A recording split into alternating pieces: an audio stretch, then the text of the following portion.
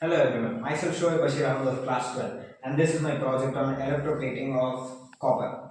So this experiment demonstrates the process of electroplating specifically of copper onto a metallic substance using electrolysis.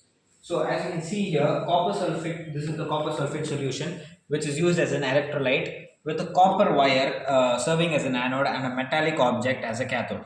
So this is also connected with the battery over here. So with the help of the battery, when electricity is passed through this solution, copper ions from the electrolyte are reduced at the cathode, forming a thin layer of copper on the object. Let's see the experiment. This is the metallic object. I am using an iron nail as a metallic object. When submerged into the copper sulfate solution, there are little bubbles formed on the substance, which will result in the change of the color of the metallic object. As you can see, the iron nail has taken the color of copper.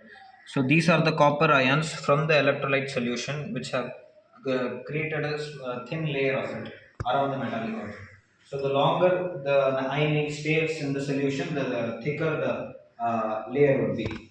So the applications with this would be in industrial purposes. Metals are submerged into copper sulfate solutions to prevent corrosion and rusting. Electrolysis process is also used for gold plating and silver plating of jewelry. It has the same process but with different chemical solutions. Thank you.